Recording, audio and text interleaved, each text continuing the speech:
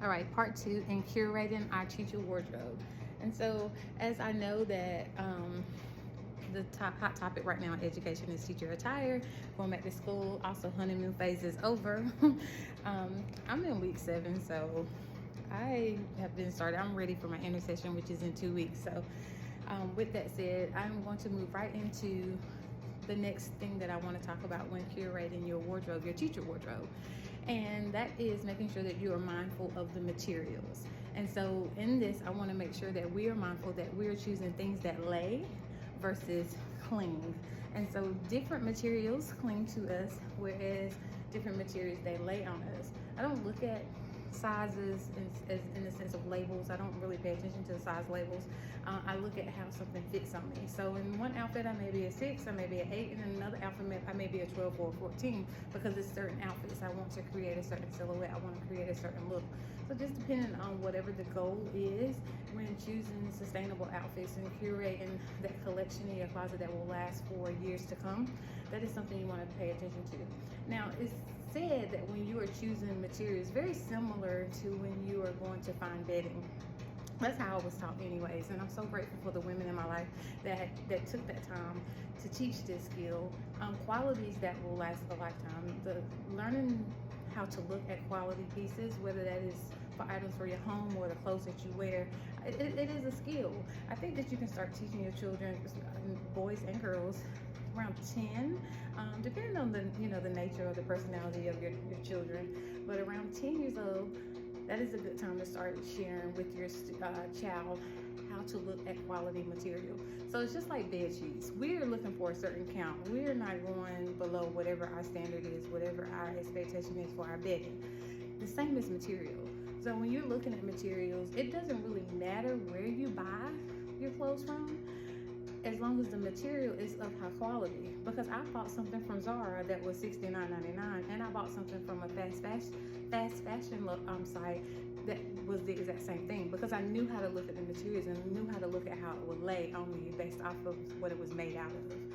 In this case, I got this thrifting. This is from Paris. I can tell you this clearly is from the 80s, but it is something that is timeless. This is one of those pieces that I know I will never see anybody else wearing anything like this, in the sense of what it is and how it's created. But it's a style that is actually coming back as we look at these mini pleats. I'm not sure what this material is, but I know this is like a ribbon that's very similar to like what you would see at the bottom of a sweatshirt. So it gives that illusion of like a sweatshirt gathering here, where you have more of the ribbon here where it cinches, so it cinches in where this blooms out. And then my skirt, as you can see, it goes like a little bit above my ankle. And so I think that when we think about materials, buying sustainable materials and the quality of what we are buying, we look at how it lays versus how it clings. And if you are one that is very particular about the sheets that are on your bed, then you get this. And this is the audience that it's for. That's on to another topic. I know on different platforms, when we talk about who likes your post, who views your post versus who likes your post, I think it's very important to understand something that I saw, something that was shared with me about always pay attention to the views. That is going to let you know what type of environment we got going on, whether it's by invite only, whether it's an exclusive event, or whether it's a movie theater. Now, if we're doing football stadiums and arenas and things like that, that may be who you are called for. But if you know that you are selling out movie theaters every time you post something, kudos to you, which is only 250 views, by the way. And if you know that you have more of a by invite only people that have been given a ticket to attend, and you're below 100, kudos to you. Even if it's a little even more intimate, it's a private dinner setting, just know that whoever your audience is, it will reach there. And I know that because I was taught a lot of different qualities that will have me have a sustainable life.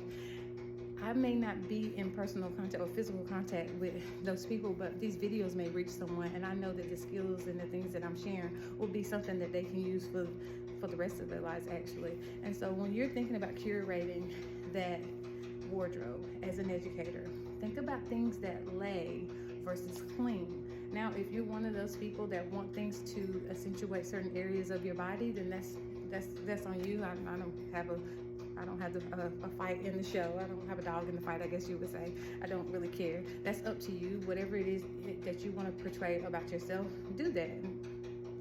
I mean, this is your life. However, for people that are wanting to elevate, are in this great lock-in, is what we call it, and want to present themselves in a certain way, mentally, emotionally, physically, spiritually, financially, whatever it is, there's ways and skills that you need to obtain in order to sustain those and maintain whatever it is that you're trying to create. And the last thing that I want to share is, always think about what you want your life to look like 10 to 15 years from now. And the choices that you're making right now is creating that life. Okay? And so when you are looking to find examples or find things that inspire you to create the life that you want in your next 10 to 15 years of your life, find examples that possess those qualities.